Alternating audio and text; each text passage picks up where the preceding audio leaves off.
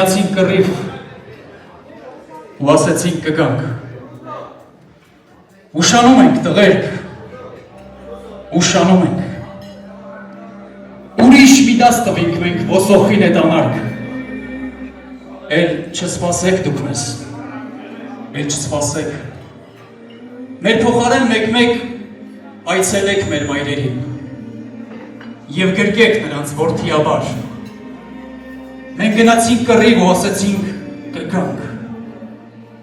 ուշանում ենք տղերք, ուշանում ենք։ Ես ուզում եմ ասել, որ դուք երբեք չեք կարող ուշացած լինել տղերք։ Գուցե մենք ենք թերանում, գուցե մենք ենք ուշ այցելում ձեր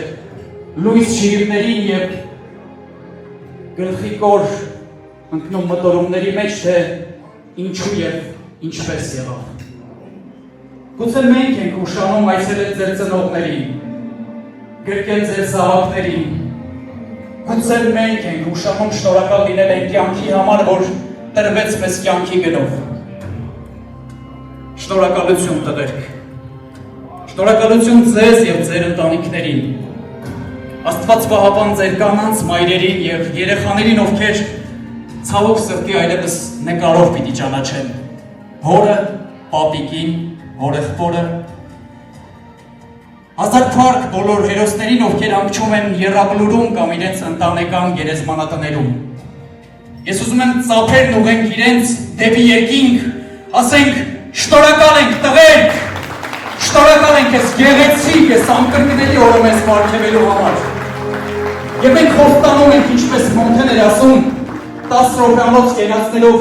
չամբողջացնել զինվորի գործը և իր կենացն ամփոփել ընդամենը 10 րոպեի մեջ։ Մենք պարտավոր ենք ապրել։ Մեր ուսերին դրված է մի սուրբ պարտավորվածություն և պարտականություն, ոչ թե ապրել իրենց փոխարեն։ Ոչ մենք պիտի ապրենք մեր կյանքով, բայց պիտի շարունակենք ծիլեր տալ։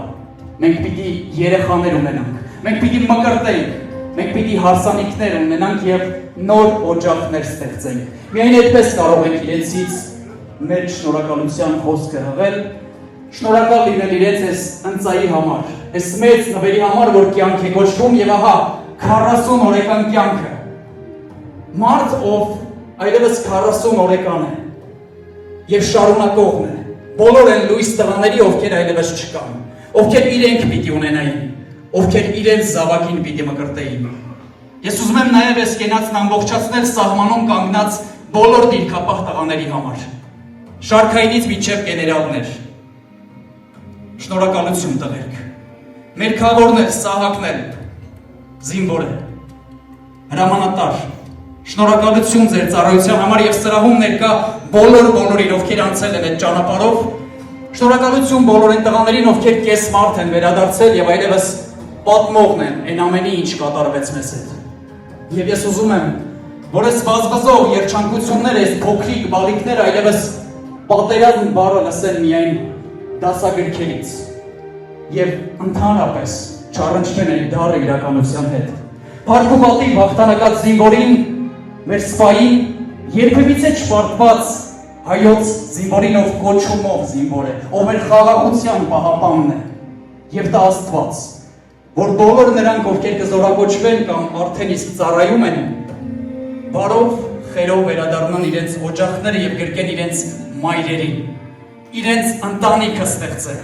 այս հողի վրա, որ մերն է, և Արցախ աշխարհին, որ այժմ կարոտով մեզ է սպասում, ասենք, որ մի օր գալու ենք, մի օր նորից ամբողջ ենք լինելու, մենք բոլորս մեր մեծ ընտանիքով, փառք ու պատիվ մեր զինվորին, երբևիցե չպարտված հայոց բանակին, բաժակ բարձրացնենք և սիրով խմենք իրենց կենացը, շնորհակալ ենք տղերք։